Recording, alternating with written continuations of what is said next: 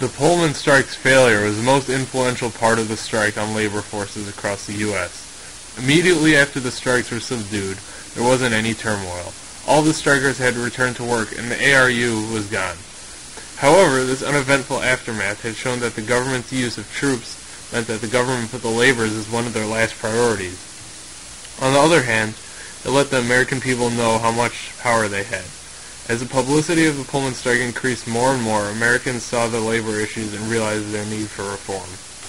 The Pullman Car Company was able to work through the strike by putting mail in their cars. The United States mail was federally ran, and the states had no right to tamper with anything that the federal government did. Thus, the Pullman Car Company was able to run, even though many of the workers were striking. George Pullman also was not affected by any of the strikes, and did not change.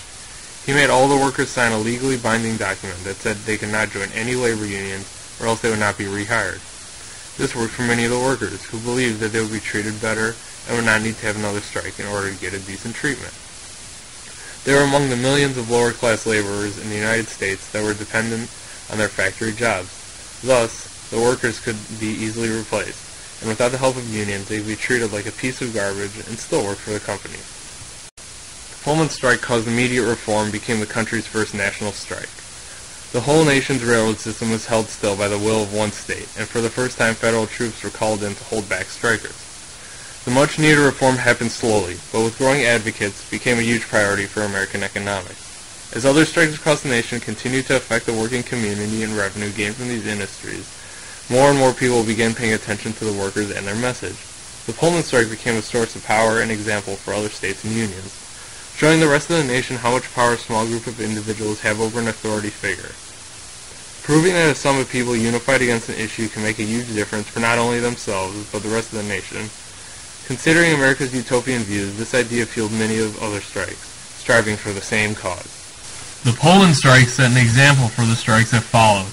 It showed the people of Chicago that it was possible to form large unions willing to rebel against their employers. But the negative that arose was that the employers learned to use the federal government to stop the strikes. Many large-scale strikes followed the Pullman strike, such as the Chicago Teamsters strike of 1905 and the strike of 1919. The Teamsters strike started with a small clothing workers union in the summer of 1905, but it soon grew and eventually included nearly all the unions in the city. The strike was basically a struggle between Chicago labor unions and the Employers Association of Chicago. It is considered the second most violent strike of the 20th century, exemplifying the severity of this strike. This strike illustrated that unions had the potential to cause hectic damage. The Pullman strike's large-scale strike encouraged the strike of 1905 because it exemplified that the labor unions could bring a large amount of people together. A large-scale strike struck again in 1919. Chicagoans that worked in packing houses, steel mills, and other industrial jobs started a wide-scale strike. This strike was filled with violence and race riots. The government intervened in the strike as well, as government repression took place. Though another strike was denied from success, it showed that unions were persistent. Countless local strikes occurred before in the 1930s with continual repression from the federal government. But the labor unions remained resilient. The Pullman strike set an example of how a strike could cause huge upheaval. This example was seen in the persistence of many labor unions throughout Chicago in the early 20th century. Due to the significant amount of strikes, by the 1930s, Congress finally recognized the labor unions and gave them the ability to strike without the injunction of the courts. The Pullman strike set off a chain of labor strikes that would lead to Congress's recognition of labor unions. This change would change labor unions forever. Labor unions now had a voice and could legally rebel. In conclusion, the Pullman strike was ultimately the most influential strike in American history, changing the way unions were viewed and the rights and policies for most workforces.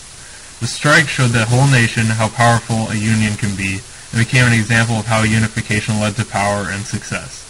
The Pullman strike opened up the idea that creating a union and refraining from work was the most efficient way to shut down a company and get the results they wanted quickly.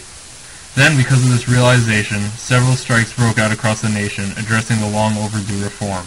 The original goal of the strike was to change the labor force, but by shutting down the mail trains, they involved the whole nation. Because of the Pullman strike, the whole nation matured and the growing union supported the idea of equality and democracy, which began uniting the whole nation. As railroads were key to the nation's transportation and mail, strikers saw it as a perfect way to force companies to give them better options and rights, bettering the American labor force as a whole.